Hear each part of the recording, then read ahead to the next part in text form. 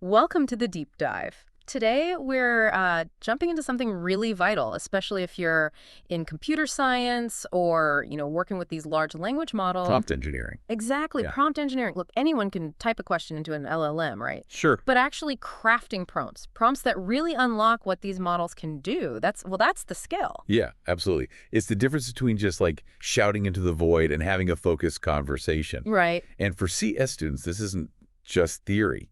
It's fundamentally going to change how you code, how you debug, Yeah. even how you learn concepts. For sure. So for this deep dive, we've been looking at a great resource. It's the promptengineering.pdf white paper dated February 2025. That's pretty comprehensive. Yeah, it's packed with techniques. So our mission today is basically to unpack those techniques, give some real practical examples, especially for computer science students, Uh-huh.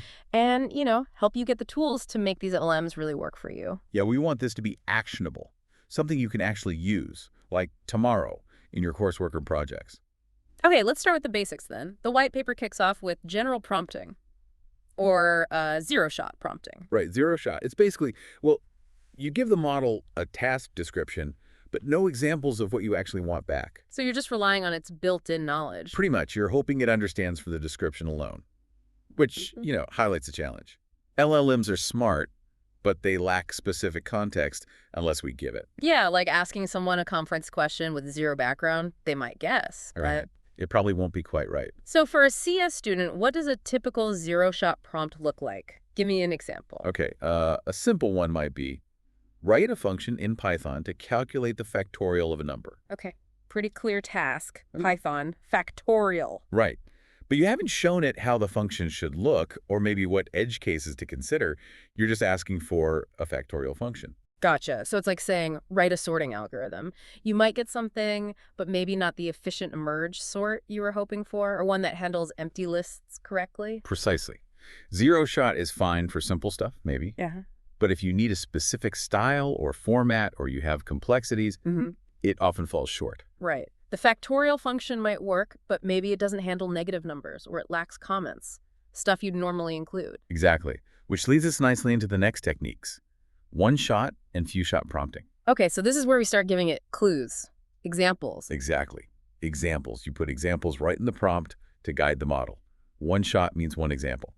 Few-shot means a few examples, more than one. Okay. The whole idea is to show it the output format you want, or the style, or even the kind of reasoning you're looking for. Okay, so give me a one-shot example for a CS student, sticking with Python maybe. Sure. Mm. Let's say string reversal. You could write prompt, write a Python function to reverse a string. Example, input, hello, output dot oli function. Ah, I see. You show it the input-output pair so it sees the pattern. Exactly. It's like a mini training session right there in the prompt. See this. Now do something similar for the main task. That makes immediate sense. Okay, so what about few-shot? Why add more examples? Well, few-shot gives you more power, especially when the task is trickier or has subtleties, or if you need it to learn a more complex pattern. Think about, parsing log files, maybe. Oh, yeah, log files, always fun. Yeah. So how would few-shot help there? Okay, so your prompt might be, prompt, parse the following log entries and extract the timestamp and the status or error message in JSON format. Right. Then you'd give it a couple of examples, like log 2025-0414, 10 error 00.01 error, file not found, JSON timestamp, 2025-0414, 10.01 status error message, file not found. Okay, one error example. And then maybe another slightly different one, log 2025-0414, 10.05 warning, low disk space, JSON timestamp, 2025-0414, 10.0.05 status, warning, message, low disk space. Ah, so you show different log levels but the same JSON structure. Exactly. You're teaching it the desired output format, even with varied inputs. If you are really debugging, you'd want examples of different error types, maybe different timestamp formats if those existed in your logs. Right, the more representative the examples, the better. Precisely. It gets a much clearer picture of what to extract and how to structure it, which is crucial if you're trying to automate log analysis or track errors systematically. Yeah, you don't just want an answer, you want it in a specific usable format. That's the key. High-quality, diverse examples. Maybe even include edge cases if you can think of them. The better the examples, the better the model grasps the pattern. Okay, that's clear. Now, the white paper also mentions system, contextual, and role prompting. These sound a bit different. More about setting the scene. You got them. These are less about specific input-output examples and more about setting the overall framework, the context, the situation, the persona you want the AI to adopt. Right. So system prompting, what's that about? System prompting is like setting the AI's base instructions for the whole conversation, its overall purpose or capabilities. Okay, give me a CS-focused example. Sure, you might start an interaction with something like, "System. You are a helpful AI assistant specializing in explaining computer science concepts clearly to university students." Ah, okay. So you're telling it its main job is to be a CS tutor for students. Exactly. Yeah, It sets the stage. It knows its audience and its expertise area for that session, like its core directive. got it. So that's the big picture. How does role prompting fit in? Role prompting is more specific to a single task or prompt. You assign the AI a particular character or identity. Like an actor. Kind of, yeah. Huh. It influences its style, its tone, maybe even the knowledge it prioritizes. For instance, prompt. Act as a senior software engineer reviewing this junior developer's code. Focus on efficiency and potential bugs. Then you paste the code. Ooh, I like that. So asking it to act like a senior engineer would make it give more, well, senior level feedback, more critical maybe. Exactly. It adopts that persona. Yeah. It'll likely focus on things like best practices, scalability, security flaws, things a senior dev would look for. Much better than just generic review this code. Yeah, I can see that being way more useful. Okay, so system prompt sets the overall mission, role prompt gives it a specific hat for a task. What about contextual prompting? Contextual prompting is just providing specific background info that's relevant right now for the immediate question. Okay. So, sticking with code maybe, context. This Python snippet is part of a web app's user authentication flow using JWT. Then you add the code snippet and ask, is there a potential security issue here related to token validation? Ah, so the context user authentication and JWT helps it focus its analysis. Precisely. It tells the model why you're asking and what kind of issues to look for, in this case, security issues relevant to that specific context. So system role context, they sound like they can overlap or be used together. Oh, absolutely. They often are. You might have a system prompt setting a general AI assistant role, then use contextual and maybe even a specific sub-role prompt for a particular query within that chat. Right. The main thing is, using these strategically lets you really steer the model's output style and focus. Super valuable for complex coding or learning tasks. Definitely sounds powerful. Okay, next up in the white paper is something called step-back prompting. This sounds intriguing, like making it think bigger picture first. Yeah, that's a good way to put it. Step-back prompting. The core idea is, before you ask your specific, tricky question, you first ask a related but more general, more abstract question. Why do that? It sort of primes the pump. It encourages the model to access its foundational knowledge, the core principles, before it tackles the specific problem. Okay, so it makes it recall the basics first, like activating the right background knowledge. Exactly. Let's say a student is stuck on implementing, I don't know, bubble sort, Mm-hmm. and their code isn't working right. Right. Instead of just throwing the broken code at the LLM, you'd first do a step-back prompt like, what are the fundamental principles of comparison-based sorting algorithms? Okay, so the model explains comparing adjacent elements, swapping, iterating until sorted, that kind of stuff. Precisely. Then, after it's laid out those principles, your next prompt is, okay, now based on those principles, analyze this Python code for bubble sort and find any deviations or inefficiencies. And you provide your buggy code. Ah, I see. Because it just reviewed the core ideas, it's much better equipped to spot where the specific code goes wrong or is inefficient compared to those principles. Exactly. It's great for debugging, but also just for understanding why something works or doesn't work. It forces a deeper analysis. Yeah, that sounds incredibly useful for learning. Okay, what about chain of thought prompting, or COT? The paper mentions this is good for problem solving. Right, chain of thought. This one's pretty intuitive. You basically just ask the LLM to explain its reasoning process step by step. So show its work. Pretty much. Yeah. Instead of just spitting out the final answer, you prompt it to think out loud. And that's good for multi-step problems, I guess. Definitely. Let's take a simple programming task.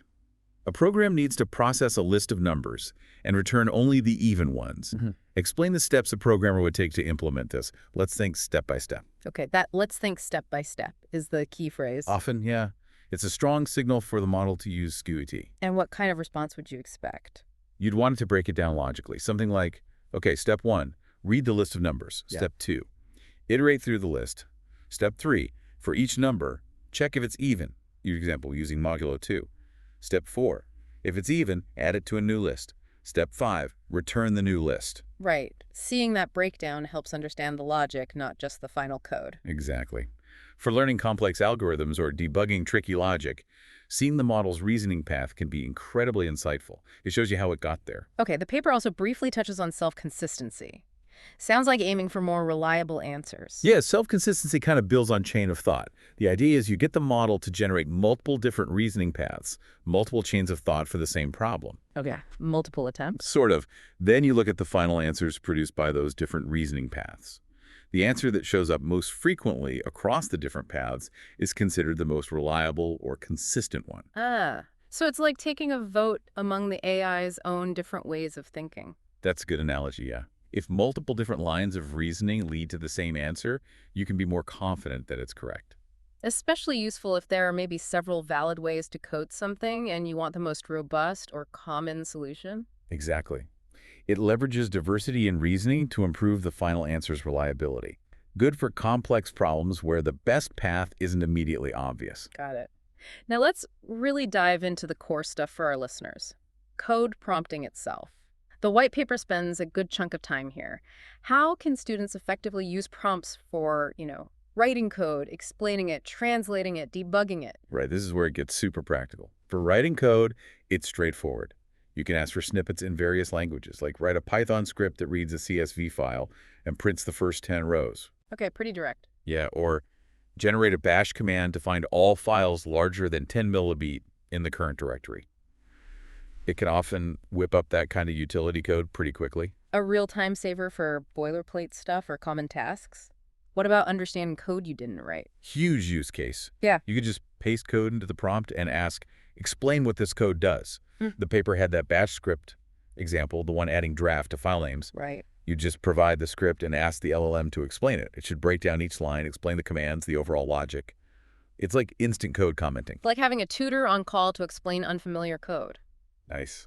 What about moving between languages? Also very capable. Yeah. LLMs are often surprisingly good at code translation. The white paper showed translating that same bash script to Python. Really? Yeah. You'd prompt, translate the following bash script to Python, and paste the bash code. You can usually handle the syntax changes and map the logic pretty well. Obviously, you need to check it, but it gives a great starting point. Mm-hmm. Wow, that could be amazing for students learning multiple languages or needing to integrate different technologies. Okay, and the big one, debugging. How can prompts help with stubborn bugs? Oh, hugely helpful. You can give the LLM your broken code, maybe the error message or traceback you're getting, and ask it to find the problem and suggest a fix. The paper had that Python example, right? Right. Trying to rename files and using to uppercase. Yeah, the Java-ism in Python. Exactly. Yeah. The LLM not only spotted that to uppercase isn't a Python string method and suggested the correct upper method, right. but it also offered more improvements, like handling file extensions better, thinking about potential errors during renaming, adding error handling. So it didn't just fix the immediate bug, it suggested making the code more robust overall. Yes, that's the power. It's like having a pair programmer who spots your error and suggests better ways to write the code. Fantastic for learning good practices. Okay, this is clearly super useful. The white paper also lists best practices specifically for code prompting. Right. What are the key takeaways there for students? Yeah, definitely worth covering. First off, like I said before, provide examples whenever you can. One shot, few shot. If you need a specific code structure or pattern, show it an example. Makes sense. Show, don't just tell. Exactly. And keep your prompts simple and clear. Avoid ambiguity. Be concise. The clearer the prompt, the less chance the model gets confused, generating or explaining code. Good advice generally, but maybe even more so with code. What else? Be specific about the output format. Really spell it out. Write a Python function. Return the output as a JSON object. Include docstrings explaining parameters. The more specific you are, the better. Right. Don't leave it guessing. And the paper suggests framing things as positive instructions rather than negative constraints where possible. So, write a function that sorts iteratively is often better than don't write a recursive sorting function. Tell it what to do, not what not to do. Generally, yeah. Though negative constraints can be useful for things like security, like don't include any external library calls. Okay. Any more technical tips? Yeah, be mindful of token limits. If you're asking for long code or explanations, you might need to adjust the max token length setting so the output doesn't get cut off. Good point. Also, think about using variables and prompts. You can create reusable templates, like a prompt to generate a class for a data structure, where the structure's name is a variable you swap in. Oh, like a code generator template. Clever. Yeah. And experiment. Try different ways of asking. Generate a class, write a function, and implement an algorithm. See what phrasing works best for different tasks. So it's iterative. Keep tweaking. Absolutely. And experiment with output formats, too. Ask for comments, ask for doc strings. If you're dealing with structured data related to code, like config files, Mm-hmm. knowing about things like JSON repair or working with schemas can be really helpful for making sure the data the LLM produces or consumes is valid. Right, ensuring data integrity. And finally, maybe the most important for learning, document your prompts. Keep track of what you asked, which model you used, what worked, what didn't, especially when you're refining prompts for specific coding tasks. That iterative tracking is key to getting better at it. Wow, okay. This has been a really practical deep dive into prompt engineering, especially looking at it through that computer science student lens. Yeah, it really feels like getting good at this is becoming, well, essential in computing now. It does. So the big takeaway seems to be that prompt engineering is this ongoing process, right? Experimentation, learning. Totally. And we really hope listeners, especially students, just start trying these things out. Use them in your assignments, your projects. Don't be afraid to experiment. Yeah, get your hands dirty with it. And remember, these LLMs are powerful tools, but the quality of your prompts, the clarity, the specifics, that's what really drives the quality of the results, especially in a technical field like CS. Absolutely crucial. So maybe a final thought to leave folks with. As AI keeps evolving so rapidly, being able to communicate effectively with these models, crafting those really good prompts, that's going to be a massive skill. A defining skill, maybe. Could be. Think Yeah. about it. What new things become possible when we get really fluent in talking to AI? Yeah. What does human-AI collaboration look like in software development, in research? Mm. Where does it go next? Something to definitely think about. Well, thank you for joining us on this deep dive. We hope you found it valuable. Hope it helps. Until next time.